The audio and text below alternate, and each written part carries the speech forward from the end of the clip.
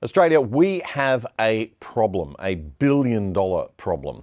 Our national broadcaster has become a joke. Once the standard bearer for high-quality journalism, non-commercial, in-depth reporting and current affairs debate, and quality in broadcasting style, imposing a little class and setting the tone for the way Australian English should be spoken, the ABC has, in the past 2 decades, become a laughingstock and a shell of its former self. And the truth became a little more exposed this week when the Australian's media editor, Sophie Ellsworth, attended a literary festival in Sydney at which the ABC's most senior political editor of its flagship show, The 7:30 Report, was caught speaking a little too freely about her views on our country. We are a racist country, let's face it, we always have been, and it's very depressing, but to give a licence like that I find profoundly depressing and a terrible prospect for the next election. Now, everyone has been freaking out this week about the first part of that comment, that she called Australia a racist country. That is an entirely absurd notion. We're one of the world's most welcoming and safe multicultural countries. The average Australian is far from racist. In fact, we're so not a racist country that we're sometimes too welcoming of those who don't accept our basic values and norms. But that's another story. All that first statement shows is how grossly out of touch Laura Tingle is with the people that she's supposed to serve as a public servant, and maybe how grossly out of touch she is with reality itself. It certainly demonstrates that she's not fit for a senior government role that demands objectivity and detachment. What worries me more is the second part of the statement, where she says, "But to give licence like that, I find profoundly depressing." What she's talking about there is Peter Dutton. Laura Tingle is running a narrative at the moment in her commentary in what some have said might actually be a completely unacceptable level of direct political campaigning on our ABC. She has decided that Peter Dutton and the coalition calling for a sensible reduction in immigration levels is giving licence to racists. So we can't talk about immigration or say we should possibly reduce our immigration from 1 million in 18 months to a more sensible level. Otherwise we're racists. Seriously? Then she says at the end, it's, quote, a terrible prospect for the next election. By terrible prospect, she means Labor might lose. So how did we get to the point where we have the senior political editor at the flagship show on the national broadcaster thinking it's okay to be so openly biased at a major public event like the Sydney Writers' Festival? I mean, the festival is the annual Festival of Lovies. I mean, there's no doubt about the fact that everyone in that audience was probably happy to applaud her. You could just run the Labor Party conference right on after the Writers' Festival and people could just use the same tickets to attend both events. Although there'd be a few Greens there too, probably, at least the ones who can read books. Anyway, I digress. This appearance followed on from these comments that Tingle made about Peter Dutton's migration statements the weekend before last, just after the federal budget had been handed down. She went on the Boring Journalists panel on ABC's Sunday Morning Insiders show, sitting alongside David Spears and distant cousin Phil. And it's also the case that the economy has basically has kept its head above water because of migration. So suddenly we're deciding, we don't want this at a time when the economy is still, barely. A lot of people resent that, don't they? You listen to any focus group, you listen to any talkback radio, you'll hear concern about migration, concern that the budget's propped up by it. You will, but I think what was concerning is for a political leader to come out and say not only is housing the fault of migrants, but you can't get a childcare space, you can't get through the traffic on the roads, you can't get in to see the doctor because of migration. That is lighting this thing up in a really disturbing way, regardless of the arguments about whether there should be more or less migration, regardless of whether his policies make sense, and I would say that they don't make coherent sense in what he's put out in his budget reply. The hot buttons he's pressing there, I think, are very dangerous for our community. Laura Tingle on Insiders a couple of weeks back. Now, let me be clear, I completely disagree with what she's saying there, and I'll get into that in another episode. But I would defend her right to say it if she was doing it on her own dime and time. if she'd started her own podcast like we did with The Other Side 3 years ago, if she worked for a commercial media outlet in a free market. But she works for the ABC, and she's supposed to be an unbiased, or as unbiased as possible, political editor. I mean, you could give her a show on the ABC and say, this is the left-wing show, and then give me a show alongside her and say, this is the right-wing show, and then she could be a commentator. Then the ABC would be being fair and transparent within its charter.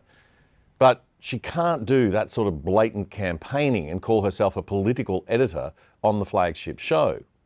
And just to be clear, I do not want a job at the ABC, thanks. I think 90% of the ABC should be shut down and money refunded to taxpayers to spend on media that they want to watch. The thing people forget about the ABC is that it's a massive roadblock, a barrier to entry, as they say in economics, for any competitors like us to start up. It's anti-competitive and it should be reviewed by the ACCC. Why? Because it makes it almost impossible for anyone to start a competitive business. The ABC doesn't have to run ads to make any money. Commercial media does. So right away, we are at a huge disadvantage. That's not good. Let me tell you a little story. When I worked at the ABC briefly in the late 1980s, there were a lot of radicals and pseudo-academic types who hovered about, mainly connected to Triple J, the youth radio network, and also in the general newsrooms, working as young journalists fresh out of our left-wing indoctrination at our universities at the hands of hippie baby boomer academics left over from the 1960s. We know how the world worked. Well, we knew how the world worked, we thought, and we were set to fix it. A big day in radio right across Australia. The day that Triple J links up with Melbourne from Sydney and soon right around Australia. That's right, radio that bites, jumping out of your radio. And right here we have the Minister for Rock and Roll Radio. Would you like to introduce yourself? I'm Ralph Willis, the Minister for Transport and Communications, with responsibility for the ABC and the allocation of radio. Give them an inch, they take a mile. What have they got that commercial radio ain't?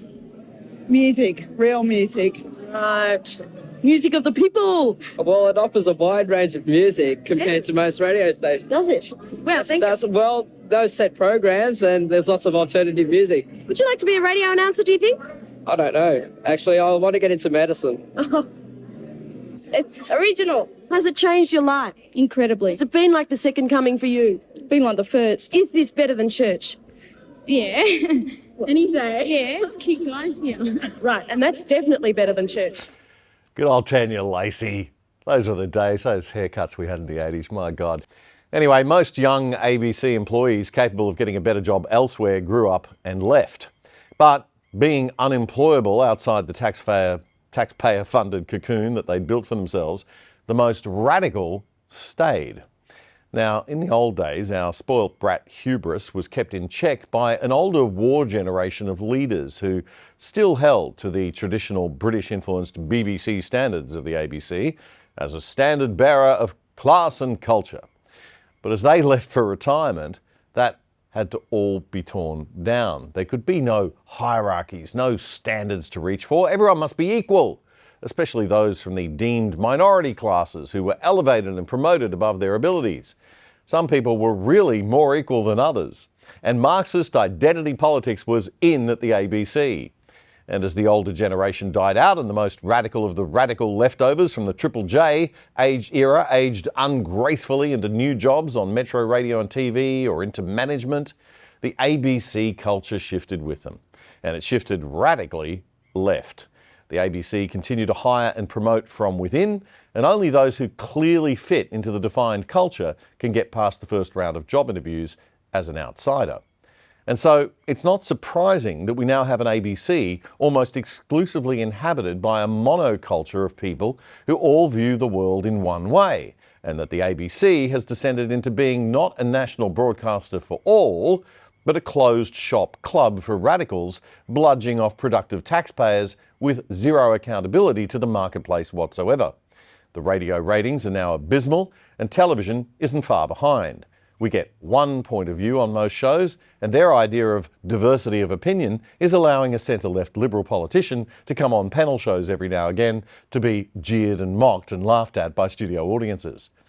Which is all great if you're among the 20 to 30% of Australians who share these political views. Hooray for you! You get a free broadcasting network paid for by the other 70 to 80% of Australians who can't bear to turn the thing on. For some time on this show now, I've expressed concern about a number of women in high-profile on-air and editorial positions at the ABC who hold quite radical political views and are quite sexist against men, and they're far from the mainstream of Australia, being given platforms to use for their private posturing at our expense, like Pat Carvelis. We really need to interrogate the complex history of gender discrimination, and the library rightly tries to build representation of female voices. But we must equally ask the question, are we elevating all women? Are we elevating the stories of women who are not white, who are not straight, who are not able-bodied? Are we? Yes, I ask myself that question every morning when I wake up, right before I spend my days working like a dog to pay the tax that pays her fat salary. As I said, if the ABC was a private organisation like this show, which one day might actually make some money, I desperately hope, or like our newspapers or commercial TV or radio, then I'd be falling over myself for these radical women to have the right to express whatever nutty Marxist, sexist views they want. But the ABC is taxpayer funded, which means that under the threat of violent imprisonment, you and I are forced to pay for it. And that, in my humble opinion, is immoral and unethical in the extreme. Now, there's one complicating factor with all of this. Tingle was very recently, just weeks ago, appointed as the staff representative on the ABC board. And ABC board members have had emergency discussions and meetings this week over Tingle's comments, according to The Australian. The next scheduled board meeting is in June, but it may need to be brought forward. No doubt Ms. Tingle will have to recuse herself from the discussions. As well as the latest scandal, they'll also need to look at bias against Israel in their coverage of the Gaza war, after an ABC social media post said that Hamas had, quote, made a show of resilience against Israel. Ah yes, the ABC supporting the brave terrorists of Hamas there. It's time for some adults to return to the room at the ABC and clean their act up. Otherwise, it's high time that we reviewed the need for this organisation and this massive public expense in the internet age. I can think of many better ways Australia could spend $1.2 billion.